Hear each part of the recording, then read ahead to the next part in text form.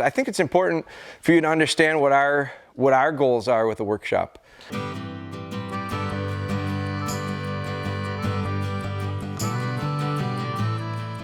My goal is to help people enjoy their dogs as much as they can, as much as they possibly can.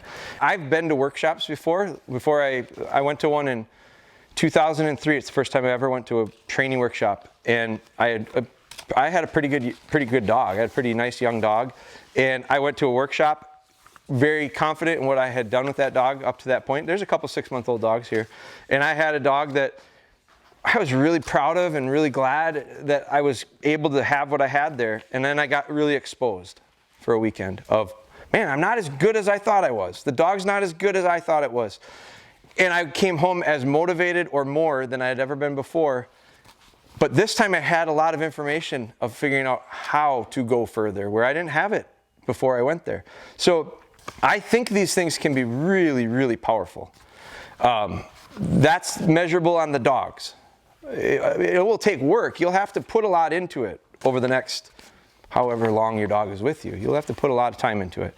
But you can take stuff from this that's going to help that. I also think it's going to help people. I think that people walk away from this with something. And everyone's going to have a little bit different. And we'll find out. I don't know what that's going to be yet. I know I will. I always do. Let's get the dogs and go see how bad they are. And when I say that, I say it jokingly, but not that jokingly. Like now, does anybody feel a little bit of pressure relieved because they're not sitting here wondering if the dog's barking up in the garage? They're not sitting here going, oh my God, I can't focus right now because I'm going to have to take that dog off, and I know what it's going to do. It's going to do this, it's going to do that, it's going to do this. Like, I don't care. We don't care anymore. We already saw it. And I'll tell you right now, I'm pleasantly surprised with what we saw. Todd and I talked about it on the way back down. Relatively nice group right from the get-go. It's exciting to us because we go, now we can really challenge ourselves. We can challenge you guys a little bit more. We can put a little bit more on this group probably than we could have 3, 4, 5, 7 years ago. I'm not kidding. That was really a mess to start out with for a lot of people. This group wasn't that bad, but it was clearly room for improvement. So, but I want to get that cat out of the bag too. Like, let's just put it out there. That's why you're here. I also want it to be a measuring stick. I want you to recognize what it looked like then and what it's going to look like at the end, because very rarely do we recognize change with dogs quickly. I am going to be able to tell very quickly that this weekend, I wish I had lost about 10 to 15 pounds prior to this weekend, because out there, I am going to be reminded of it. It's going to be very hot for me. I'm going to be challenged physically. Steph can attest to it. I've talked about, like, I would really like to lose 10 pounds. It would make me feel a lot better. It would. But if I look at that process of losing weight, I never recognize a change day to day. I've rarely recognized it week to week. But if I was committed, and I've done it, I'm just not very committed long term. But if I was committed in a short window like I have been in the past and stuck with something for 30 days, for 60 days, for 90 days, it is you won't even recognize me but it takes that commitment. It's hard. It's very easy when you think about it. Burn more calories than you take in. It's simple. But do you know how difficult that is to do? We all know. Dogs are the same way. It's really difficult to say, I want to be here, and I'm here today, and I'd like to be here next week.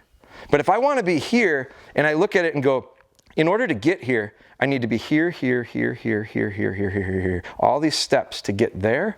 And I just look at taking one step at a time. Chris Smith just sent me a text message of this, and I referenced it. It's the one I referenced at the workshop, the ladder.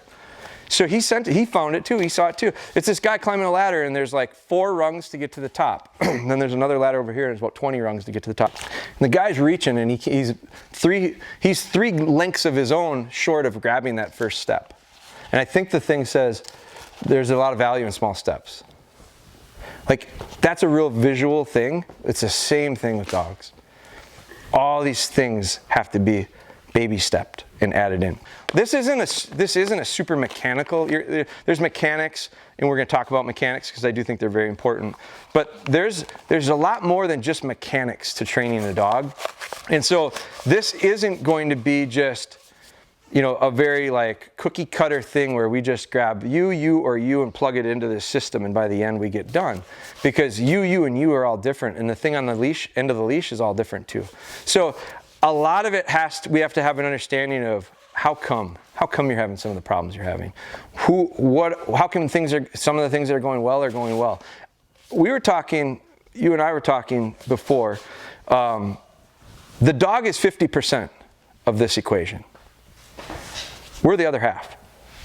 So we were talking about specific kennels and specific dogs, and he has one from a kennel that is about, by the way he's described it, about 180-degree difference from what I've witnessed or seen from dogs out of that kennel. And I said, you know, it's interesting. The dogs come from the same kennel, and hell, they might be litter mates of some of the dogs that I've watched. But the people that they lived with and impacted them have turned them into two completely different dogs. That's not rare. I have dogs that have litter mates that you would swear they're not litter mates. There's no way they're from the same breeding, because their behavior and their demeanor and their disposition and the way they act is so different. Cultural impact is very powerful. So the people, you guys, are that 50%. You're the other half.